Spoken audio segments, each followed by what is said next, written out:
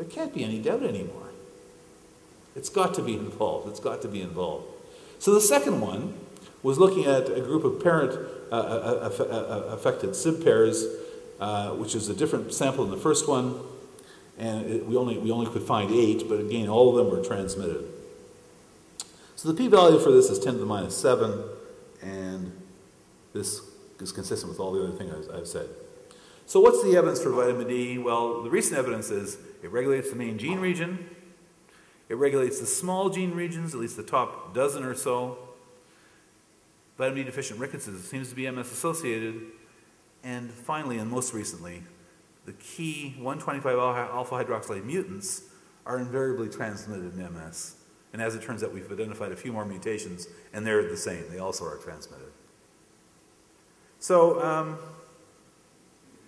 let's talk briefly about vitamin D. I'm probably running out of time, am I? So I'll go very quickly. Vitamin D production in the skin is highly wavelength specific.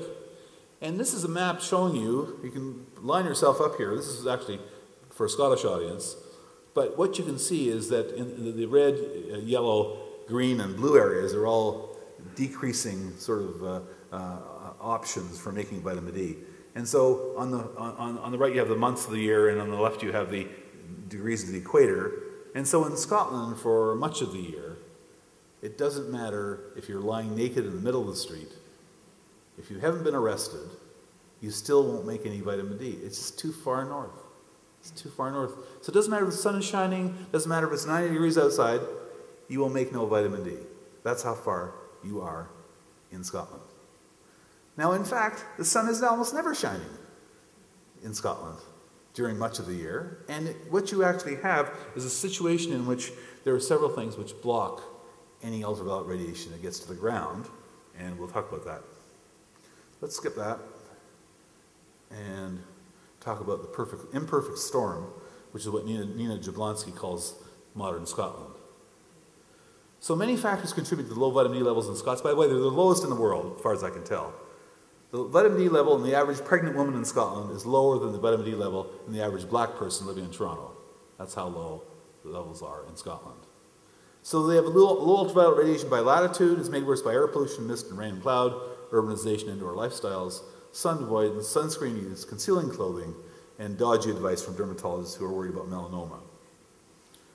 Now, reduction in dietary vitamin D has occurred because there's been lower consumption of vitamin D-rich fish.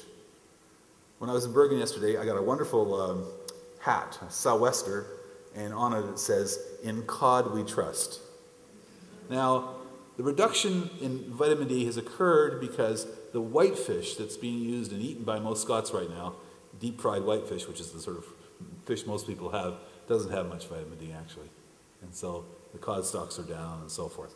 And the other thing which people don't often think about is that the circulating vitamin D is destroyed by dietary phytates that you get in cereal. And that may have been playing a role for the last few thousand years. So let's skip that. And so just to summarize, MS kind of epitomizes gene-environment interaction at multiple levels. And all these things have told us this story has started to come together. There's a vitamin D response element, the epigenetics, the maternal parental origin effect. All these things are pointing to vitamin D in pregnancy, and I want you to realize there's a distinct possibility that what happens in this generation influences risk 2 generations or even 3 generations down. And that's the chilling part of the story and why I find it puzzling that public health authorities haven't taken this up with a little more vigor. We can talk about that another time. So, month of birth story in MHC, it's a strong implication of a gene-environment effect. What you see in MS in terms of inheritance is the here today, gone tomorrow pattern of inheritance.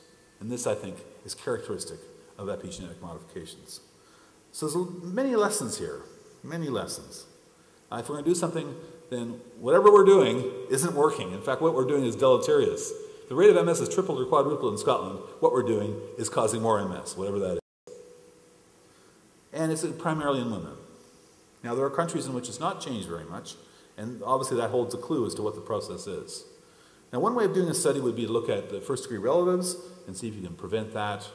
There are lots of opportunities, lots of discussion going on. Gilles Dan, who's here, is involved with this, and is a very positive development. So that's the last slide. Thank you.